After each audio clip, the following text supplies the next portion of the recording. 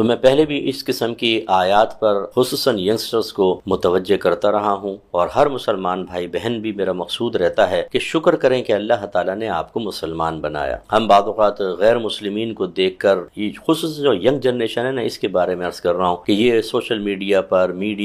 انگریزوں کو دیکھ کر بعض اوقات ہو سکتا ہے بعض نے اظہار بھی کیا ہے ان چیزوں کا کہ نفس و شیطان کے بہکائے میں آ کر یار ہم سے تو انگریز اچھے ہیں، یار اگر ہم انگریز کے ہاں پیدا ہوتے تو کیا ہوتا۔ اور بھائی خدا کا شکر ادا کرو کہ اللہ تعالیٰ نے آپ کو مسلمان بنایا۔ یہ دنیا تو عارضی چیز ہے، یہ حسن جمال، لمبے قد، گوری چمڑیاں، یہ پاکیزہ فضائیں، خالص غذائیں، یہ جدید ٹیکنالوجی کے اندر دنیا سے آگے بڑھ جانا، یہ سب یہیں رہ جائے گا۔ آج بھی آپ دیکھیں کہ اللہ تبارک و تعالیٰ جب اظہار قدرت فرماتا ہے تو بڑی بڑی ٹیکنالوجیاں فیل ہو جاتی ہیں۔ سونامی آتے ہیں، بے بس پڑا ہوا ہے آدمی، ٹورنیڈو آتے ہیں تو آپ دیکھیں کہ پوری بستیوں کو اڑا کر رکھ دیتا ہے، وہ جاڑ کر رکھ دیتا ہے۔ ابھی آگ لگی ہے تو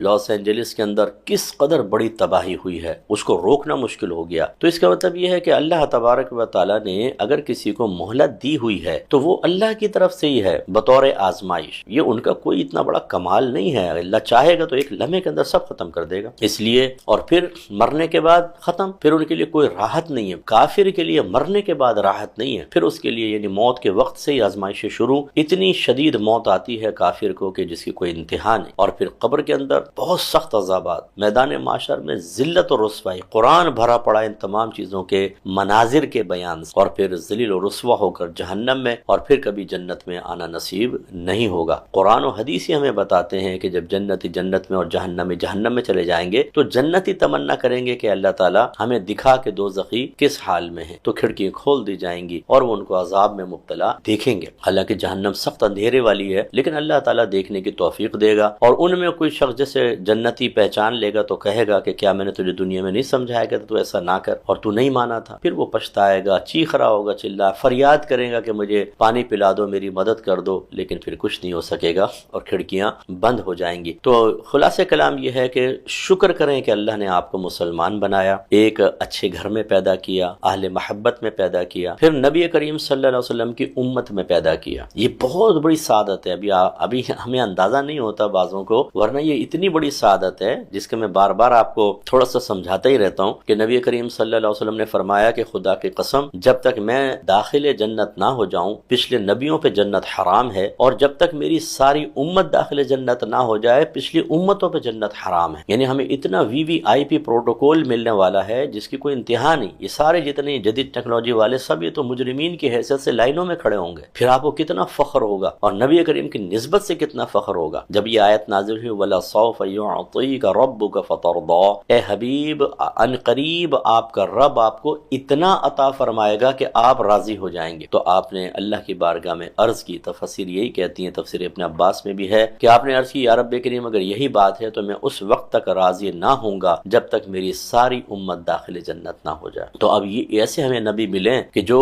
مطلب ہمارے لیے تڑپتے ہیں، روتے ہیں، دعائیں کرتے ہیں۔ ایک صحابی نے پوچھا رسول اللہ میں میدان محشر میں آپ کو کہاں تلاش کروں؟ فرمایا کہ میزان پر آ جانا۔ عرض کی اگر وہاں نہ پاؤں تو فرمایا پھر حوض کوثر پر ملنا۔ عرض کی وہاں نہ پاؤں تو فرمایا پھر پل صراط کے پاس ملنا۔ علماء فرماتے ہیں اچھا انہوں نے کہا وہاں نہ پاؤں تو سرکار نے فرمایا ان 3 مقام میں اس میں کسی ایک مقام پہ ضرور ہوں گا۔ تو علماء نے اس کی تشریح کرتے ہوئے بیان فرمایا کہ میزان پر آپ اس لیے نہیں ہوں گے کہ آپ کا نام اعمال تل رہا ہوگا، بلکہ جب آپ کے امتیوں کے نام اعمال تل رہے ہوں گے تو اختیار الہی کے تحت آپ بعضوں کے ہلکے ترازو کو بھاری کر دیں گے اور اس کی نجات کا سبب بنیں گے۔ ایسی جب آپ کسی کو پیاسا دیکھیں گے تو ویسے تو صحابہ کرام بھی پلا رہے ہوں گے، لیکن خود اپنے دست اقدس سے اپنے امتیوں کو حوض کوثر کے چھلکتے ہوئے جام پلا رہے ہوں گے۔ اور جب آپ ملاحظہ کریں گے کہ آپ کا کوئی امتی پل صراط سے لڑکھڑا کے گرنے والا ہے تو بعطائے الہی اس کو وہاں جا کے سہارا دے کر پار کروانے کا سبب اور وسیلہ بنیں گے۔ تو غرض یہ کہ اللہ تعالیٰ نے بہت بڑی سعادت سے نوازا ہے۔ ہم تھوڑی سی بھی نیکی کرتے ہیں وہ محفوظ ہوتی ہے، گناہ سے بچتے ہیں اس پر بھی اللہ تعالیٰ ہمیں اجر عطا فرماتا ہے، اور یہ ہمیں اچھی موت کی طرف لے کے جائیں گے، قبر کے اندر راحتوں کی طرف، میدان محشر میں عزت کی طرف اور جنت کی طرف۔ جبکہ اس کے برعکس انگریز یا کوئی بھی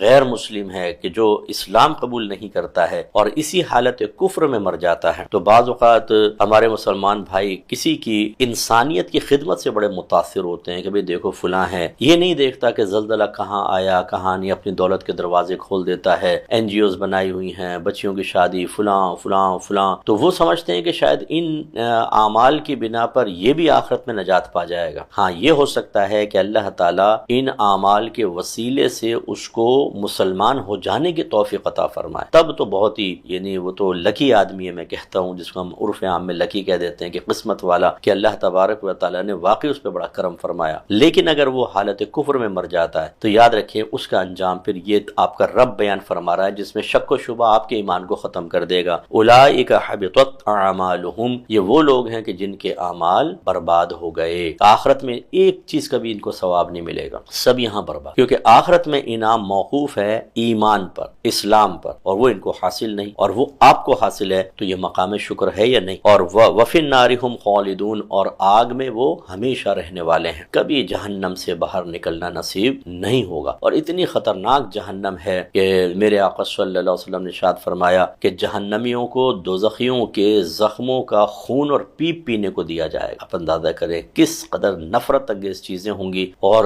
جب کوئی جہنمی، بعض روایات میں ہے کہ فریاد کرے گا کہ اللہ تعالیٰ میں بڑا پیاسا ہوں، مجھے پانی پلا دے، تو ایسی لوہے کی بالٹیاں ہوں گی بڑی بڑی، وہ ان کو کھولتے ہوئے پانی سے ان کو دیا جائے گا کہ جب وہ اس پانی کو اپنے منہ کے قریب لے کر آئیں گے تو اس کی گرمی کی وجہ سے ان کے چہرے کی کھال گر کر زمین پہ گر جائے گی، پگھل جائے گی کھال، جل جائے گی۔ لیکن دیکھیں اللہ کی مشیت کے ہاتھ، یعنی ہاتھ اس کو برداشت کر رہے ہوں گے، پھر جب وہ منہ کے قریب لے کر آئیں گے تو اوپر کا ہونٹ سوج کر گرمی کی وجہ سے پیٹھ سر تک پہنچ جائے گا اور نیچے والے لٹک کر ناف تک آ جائے گا، پھر بھی وہ رک نہیں سکیں گے، قریب کر کے اس کو پیئیں گے، جب پیئیں گے تو وہ آتے آتے سب کاٹ دے گا اور پیچھے کے راستے سب کچھ نکل جائے گا، لیکن اس کے بعد پھر وہ ٹھیک ہو جائیں گے اور پھر یہ عذاب شروع ہو جائے گا۔ بعض ایسے ہوں گے جن کو پیاسا رکھا جائے گا، وہ فریادیں کرتے رہیں گے لیکن پانی نہیں ملے گا۔ بعض کھانا مانگیں گے تو کھانا ان کو ایسا دیا جائے گا جو کانٹے دار کھانا ہوگا کہ منہ میں ڈال کے کاٹیں گے تو حلق میں پھنس جائے گا۔ پھر وہ تمنا کریں گے کہ سوچیں گے کہ دنیا میں جب گلے میں اٹک جاتا تھا ہم پانی پیتے تھے تو وہ پانی مانگیں گے، پھر وہ اسی طرح ان کو، بعض روایات میں تو ہے کہ اس طرح دیا جائے گا جیسے تیل کے نیچے کا حصہ بچتا ہے نا، ایسا گندا پانی اور کھولتا ہوا پانی ہوگا کہ جو ان کے چہروں کی کھالوں کو بھون دے گا۔ آگ علیحدہ ہوگی، سانپ علیحدہ مسلط ہوں گے، بچھو علیحدہ مسلط ہوں گے، یعنی ایک لمحہ آرام نہیں ہوگا۔ اور ایسا بھی نہیں ہوگا ایک دوسرے کے سامنے ہوں گے چلو کہ دوسرے کو دیکھ کے ذرا سکون مل جائے، سب کو علیحدہ علیحدہ رکھا جائے گا، بند کر دیا جائے گا، کوئی دوسرے کو نہیں دیکھ سکے گا، اور ہر ایک کو سخت ترین عذاب ہوگا، اور ان کے جسم بڑے بڑے کر دیے جائیں گے تاکہ زیادہ سے زیادہ ان کو عذاب ہو۔ اس لیے اللہ کا شکر ادا کریں کہ اللہ نے آپ کو مسلمان بنایا۔ کسی نعمت کی کمی اللہ تعالیٰ کی دیگر موجودہ نعمتوں کی ناشکری کی طرف مائل نہ کر سکے، اور اپنے نبی کریم صلی اللہ علیہ وسلم کا یہ فرمانا بس ذہن میں رکھ لیں آپ۔ سرکار نے فرمایا کہ ہمیشہ دنیا کے معاملے میں اپنے سے نیچے والے کو دیکھو، اگر تم ایسا کر لو گے تو اللہ کی کسی نعمت کی ناقدری تمہارے دل میں پیدا نہیں ہوگی۔ یہ کتنی پیاری بات سرکار نے فرمائی ہے۔ ہم ہمیشہ اوپر والے کو دیکھتے ہیں، اس کے پاس گاڑی ہے میرے پاس نہیں، اس کے پاس اپنا گھر ہے میرے پاس نہیں، اس کے بچے اعلیٰ اسکول میں پڑھ رہے ہیں ہمارے نہیں، وہ حسین و جمیل ہے مجھے حسن کم دیا، اس کا قد کتنا اچھا میرا قد کم ہے، وہ اچھے علاقے میں رہتا ہے ہم ایسے پسماندہ علاقے میں رہتے ہیں۔ یہ موازنہ کر کر کے عورتوں نے بھی اپنی آخرت کی بربادی کا سامان کیا ہوا ہے، جیلسی پیدا ہو گئی ہے، حسد پیدا ہو گئی ہے، اللہ تعالیٰ کی تقسیم پر اعتراض کرنا شروع ہو گئے ہیں۔ یہ سب تباہی ہے اور کچھ بھی نہیں ہے، اس لیے ان سے بچنے کی کوشش کرنی چاہیے اور موجودہ نعمتوں کی قدر کریں، خصوصاً مسلمان ہونے کی، نبی کریم صلی اللہ علیہ وسلم سے وابستہ ہونے کی اللہ کا شکر ادا کریں۔